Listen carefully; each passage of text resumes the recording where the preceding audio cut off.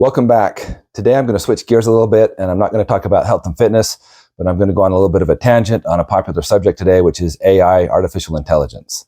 My first exposure to this concept was when I was a kid and saw 2001: A Space Odyssey, watching Hal the computer get a mind of his own and stop obeying orders, which was kind of a scary thing.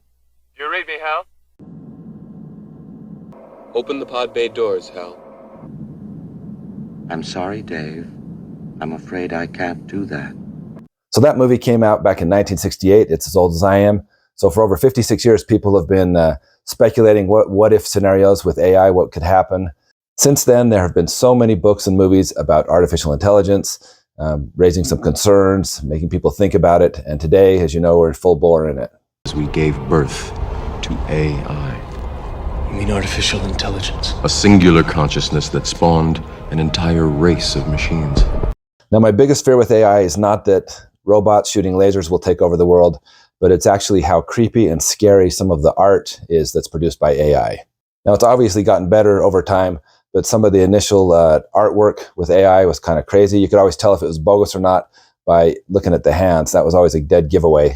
Somehow they could get faces and bodies, but when it comes to hands, they could never get that quite right. You've probably seen some of these early commercials where they attempted to recreate a beer or fast food commercial, and they kind of get the gist of it right. People having a fun time, having a big party, but there's just something so scary and freakish about it that they just can't get right. And that's always disturbing to see. Recently, I invested in a tool to help me with my channel. It's with vidIQ. They work with search engine optimization, keywords, creating thumbnails. And when I set up my account for that, they prompted me to upload a picture so they could personalize better the service for me.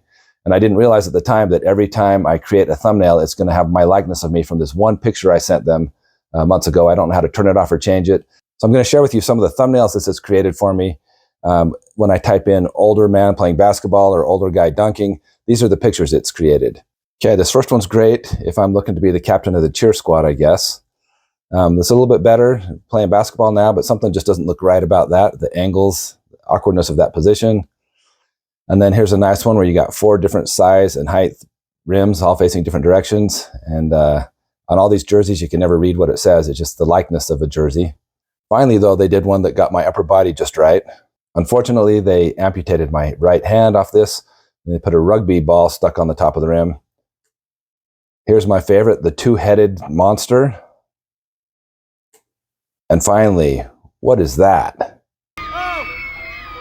So I know that AI art has come a long way. It's much better than it used to be, but still, according to the pictures I'm seeing, still gives me the willies. It has this creepy feel to it. It's kind of awkward. But I don't think AI is a threat like we think it is. I think it's blown out of proportion.